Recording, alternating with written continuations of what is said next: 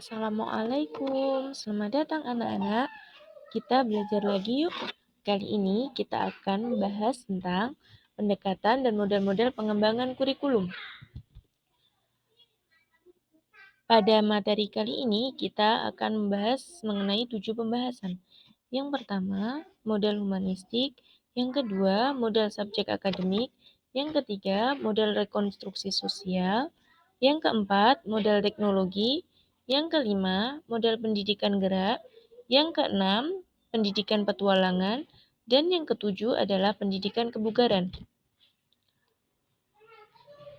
Langsung saja kita menuju materi yuk. Yang pertama, kita akan membahas mengenai model humanistik. Pembelajaran humanistik adalah pembelajaran yang memandang manusia sebagai subjek yang bebas, merdeka, untuk menentukan arah hidupnya.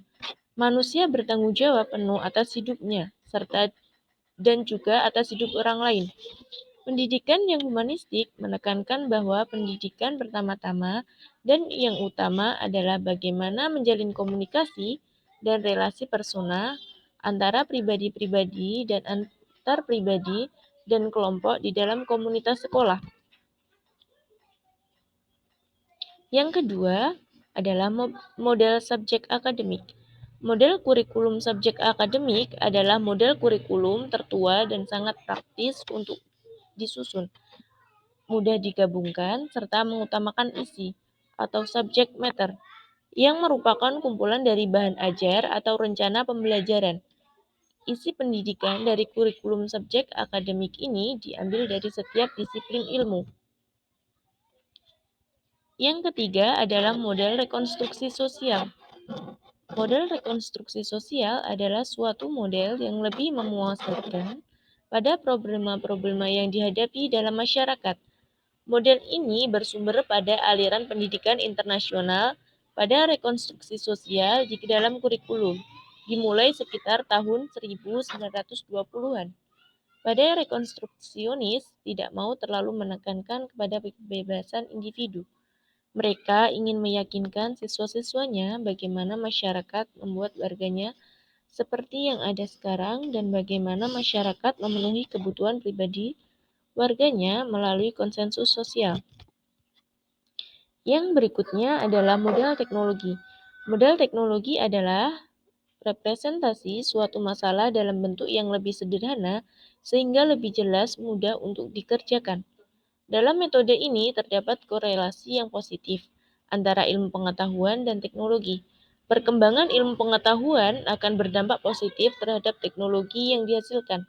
Demikian pula sebaliknya.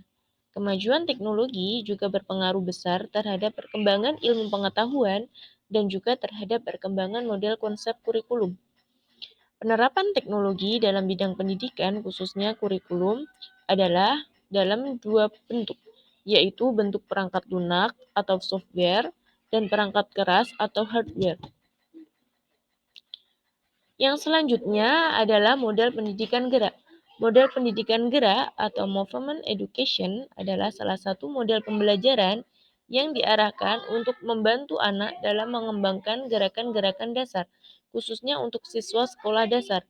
Kekhasan model pendidikan gerak adalah dalam pembelajarannya, anak tidak diberi contoh tentang tugas gerak yang harus dilakukannya, melainkan anak harus mencari dalam bentuk eksplorasi.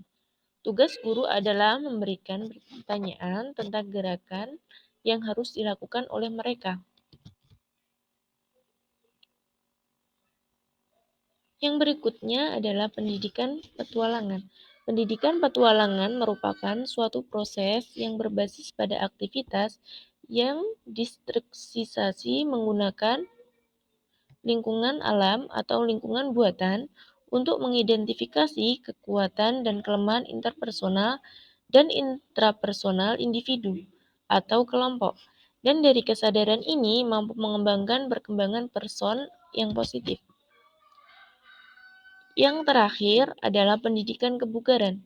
Pendidikan kebugaran merupakan kemampuan seseorang untuk melakukan kerja sehari-hari secara efisien tanpa timbul kelelahan yang berlebihan sehingga masih dapat menikmati waktu luangnya. Setiap orang membutuhkan kebugaran jasmani yang baik agar dapat melaksanakan pekerjaannya dengan efektif dan efisien tanpa mengalami kelelahan yang berarti. Terima kasih anak-anak, senang belajar bersama kalian semua. Sampai jumpa di materi selanjutnya.